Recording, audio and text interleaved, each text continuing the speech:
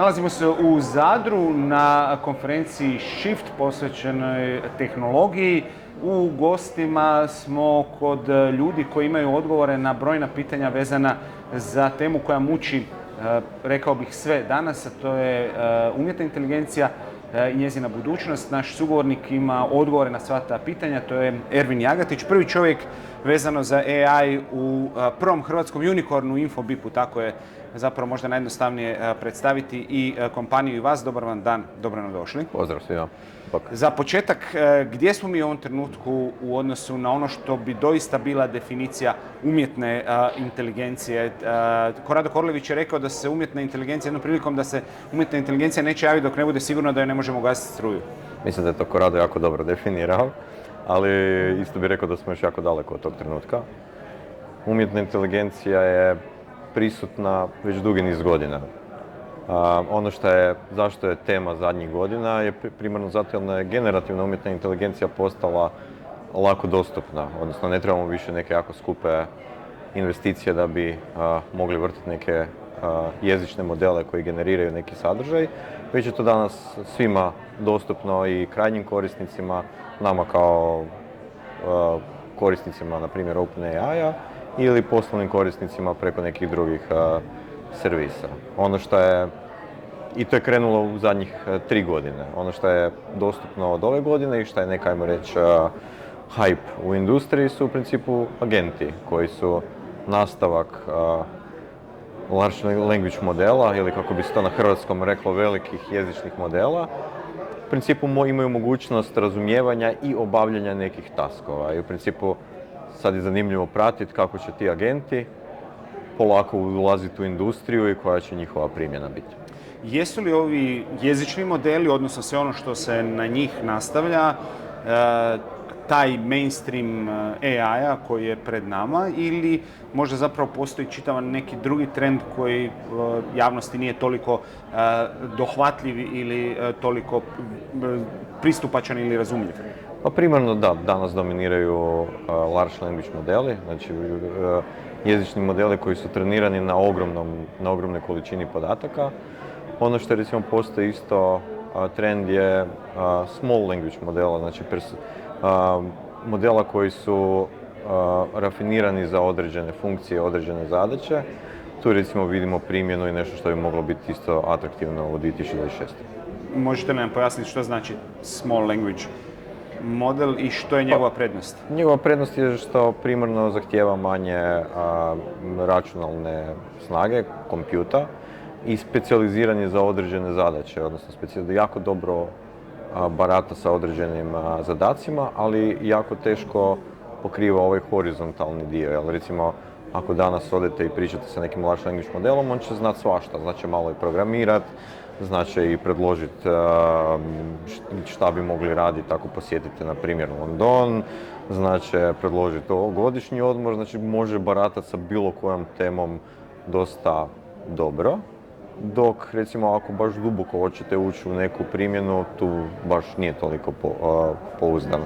Ovdje je obrnuto. Ovdje imamo primjenu jako dobru, na primjer, prevođenje arapskog jezika, ali ne može raditi tu neku široku primjenu, u smislu ne može producirati neki kod.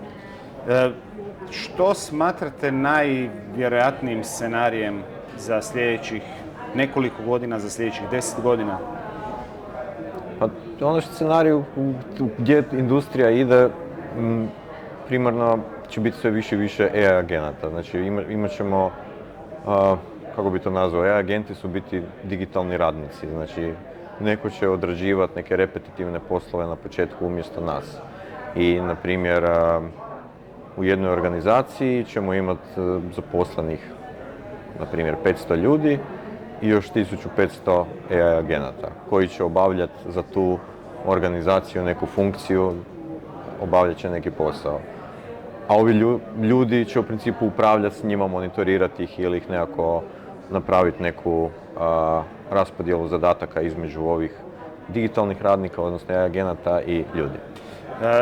Distopijski scenarij kojeg se možda vi osobno bojite ili koji smatrate da bi trebalo izbjeći je koji? Ne bojim se u principu distopijskih scenarija. postoji puno distopijskih scenarija gdje ljudi neće imati posla, gdje će umjetna inteligencija nas sve zamijeniti, ali u ovom vremenskom periodu 5 do 10 godina definitivno ne vidim to kao neki realan scenarij.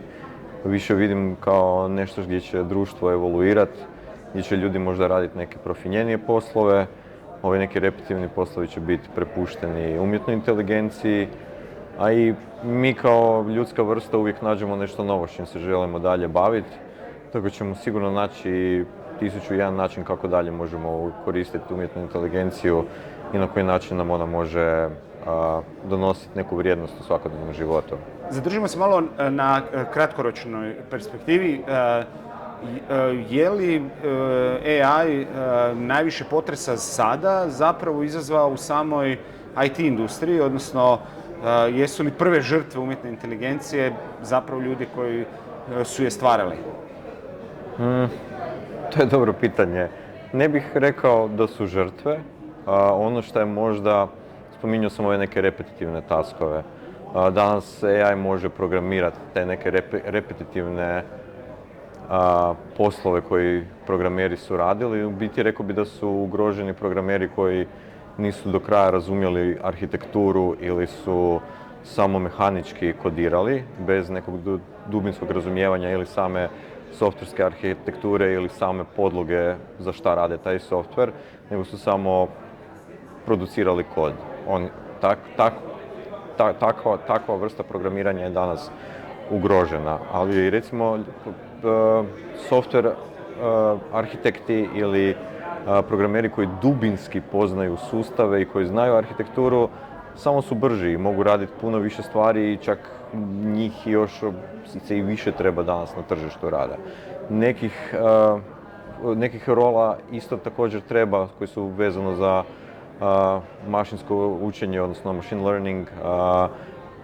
Takvih recimo rola treba sve više i više na tržištu rada. Tako da bi očekivao jednostavno neku prekvalifikaciju iz možda nekih programerskih zadataka koji su bili do sad potrebni u neke koji će ovo tržište otvoriti. Ali hoće li biti teže i samim programerima i njihovim poslodavcima zapravo graditi te neke vještine koje su se tradicionalno do sada u svim sustavima zapravo gradile na najjednostavnijim repetitivnim zadacima od kojih smo onda zapravo dobijali priliku i pokazati se i izvještiti se? Pa mislim da je IT uvijek bio sektor gdje je uvijek bila mantra cjeloživotno učenje i stalno usavršavanje.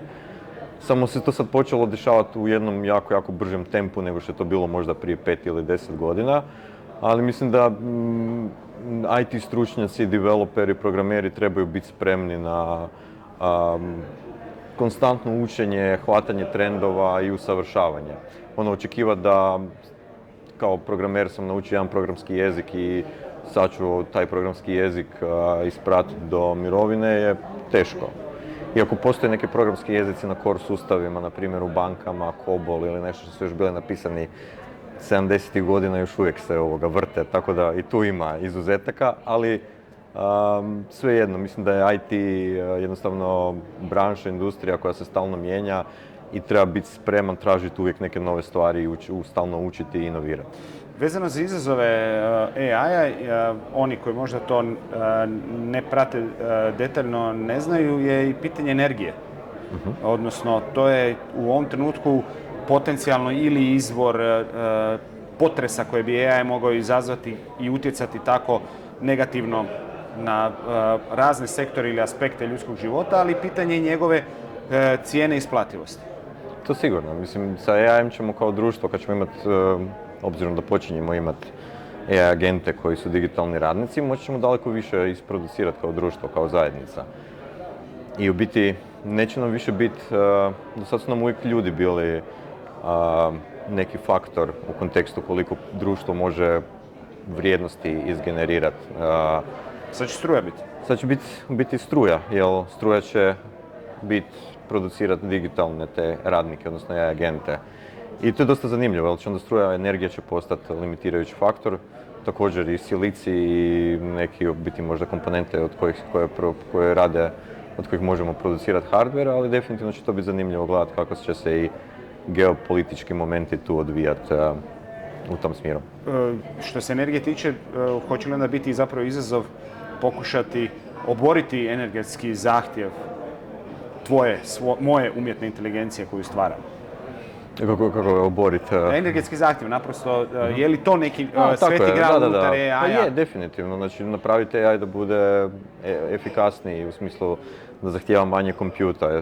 Definitivno, imali smo, kad je to bilo, mislim, početkom godine, kad je DeepSeek izašao, koji je imao daleko manji, odnosno daleko puno veći, bio efikasniji od drugih modela.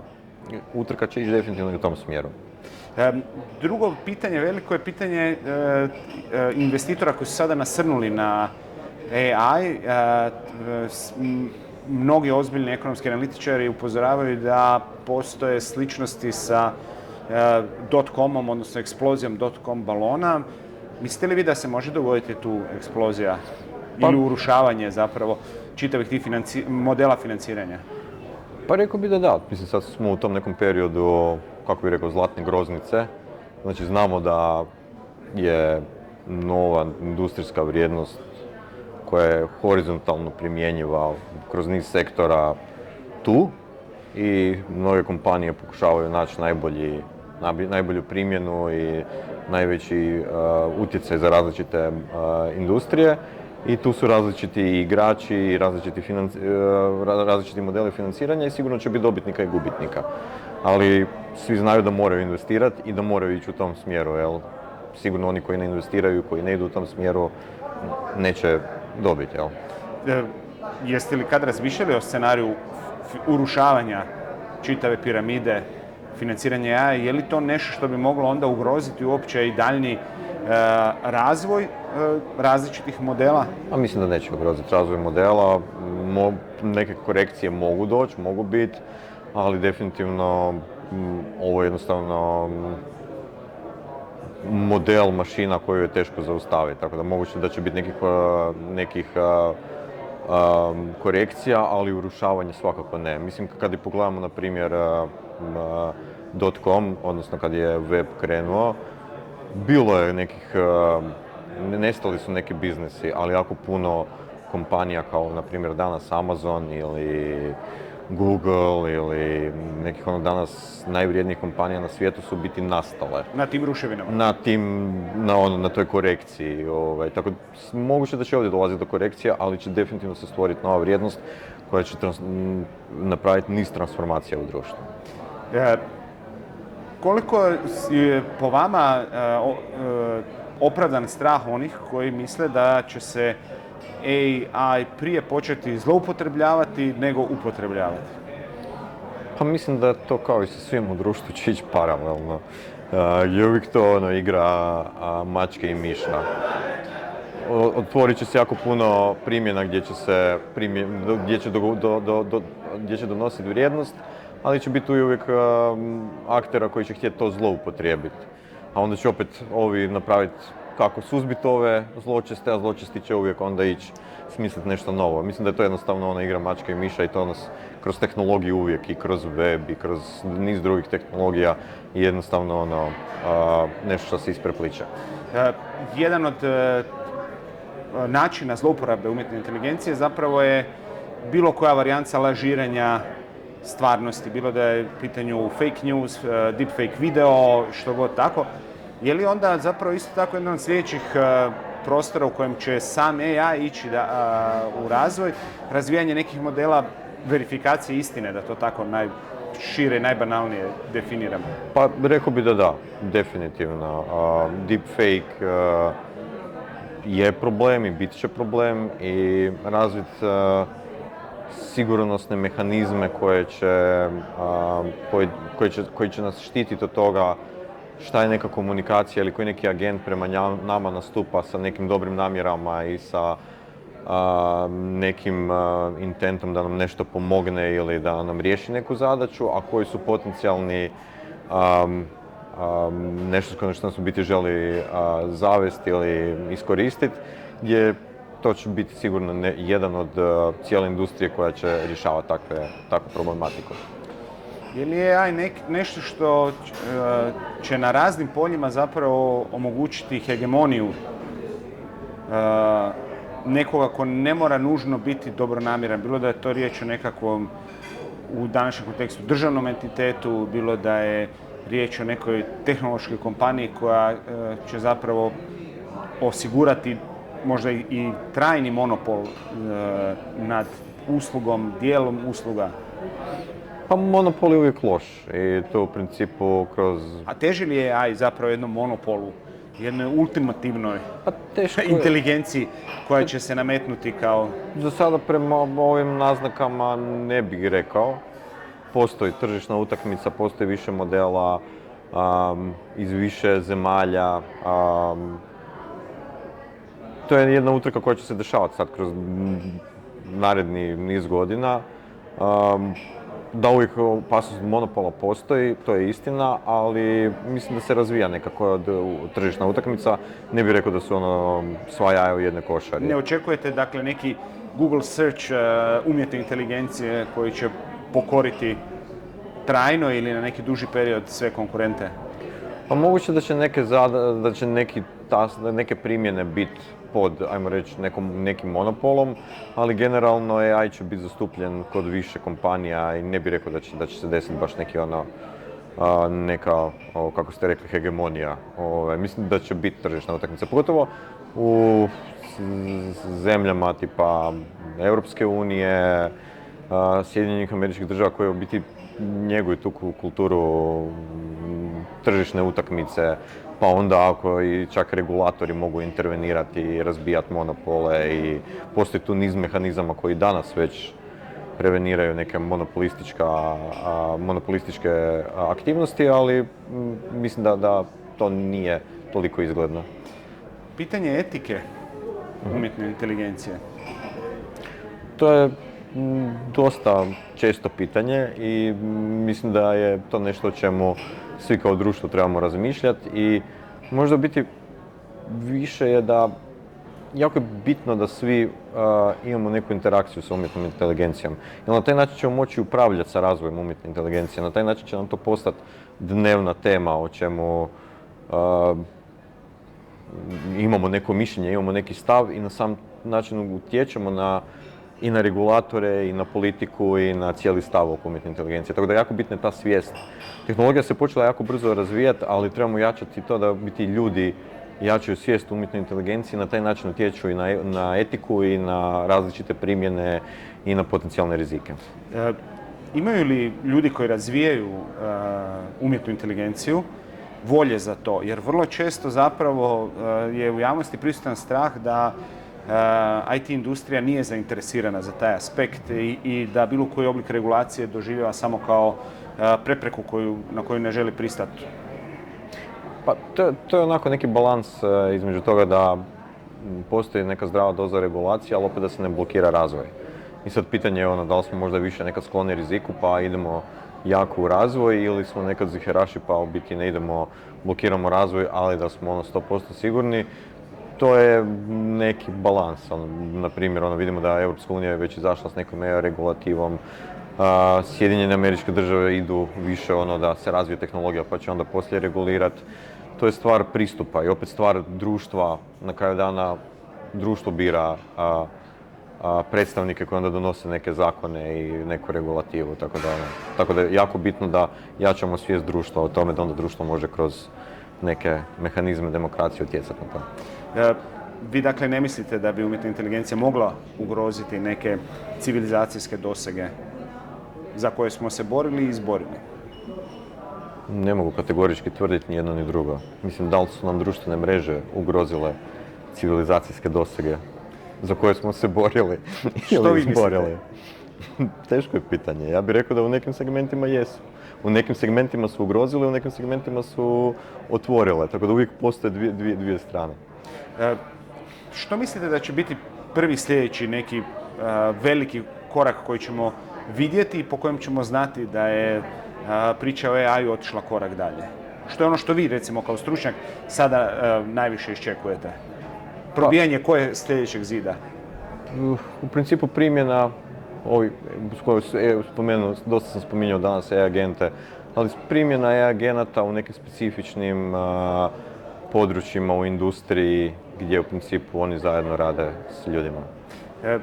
Mislite li da ćemo na kraju završiti u nekoj situaciji gdje ćemo kao ljudi morati manje raditi, a imati više vremena za unapređivanje samih sebe, ili je veća opasnost od toga zapravo da se probudimo u svijetu u kojem nas neki moćniji ne trebaju? Dobro pitanje. Mislim da su oba dva scenarija izgledni. Ali opet kažem, kao društvo trebamo biti svjesni izazova i rizika i raditi na tome da završimo u ovom scenariju gdje manje radimo i jednako dobro, ako ne i bolje živimo. Jedan vaš kolega po znanju nedavno u jednom intervjuu izjavio da su AI modeli ipak zapravo, on ih je usporedio s papigama, ipak zapravo samo sustavi koji su u stanju jako puno toga zapamtiti i onda to jako brzo primijeniti. Mislite li da je moguće da se taj jedan iskorak uopće dogodi na način na koji sada gradimo umjetnu inteligenciju, odnosno može li se dogoditi točka u kojoj zapravo će zaživjeti? Ovo sad zvuči možda više kao da razgovaramo futurološki ili čak u zoni SF, ali da li je moguće sa tehnološkim znanjima koje danas imamo proboj taj do zbilja stvarne samostalne umjetne inteligencije? Stvarno mi je teško to projicirati, odnosno ne mogu dati odgovor na to pitanje. Da li je moguće? Vjerojatno je. Industrija radi na tome, ali ono što je sigurno na ovoj tehnologiji na kojoj zasniva danas generativna umjetna inteligencija, a to je na ovim large language modelima koje je kolega dobro usporedio sa jako dobrim papigama, postoji velika količina nedeterminizma, odnosno nešto što treba još modelirati da bi mogli uspostaviti neku predvidljivost ili neku sljedljivost. Tako da li je moguće? Moguće je, kada je u biti pitanje industrije, odnosno pitanje na koje bi mnogi željeli znati odgovor, ali stvarno teško reći kada. Htio bih za kraj da se zadržimo još malo na pitanju AI-a iz perspektive onih koji ga istražuju ili pokušavaju primijeniti.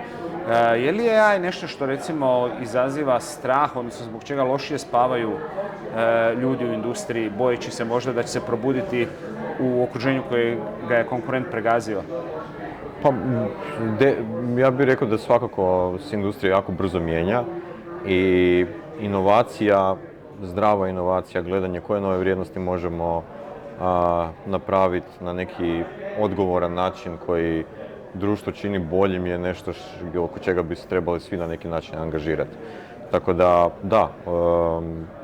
trend promjena je jako, brzina promjena je jako velika i jednostavno kao ljudi iz te branše, iz nekog IT-a, iz programiranja moramo biti u tome i gledati da to usmjeravamo na najbolji mogući način. Jesmo li mi u ovom trenutku, odnosno jeste li vi svi ravnopravni u toj utrci?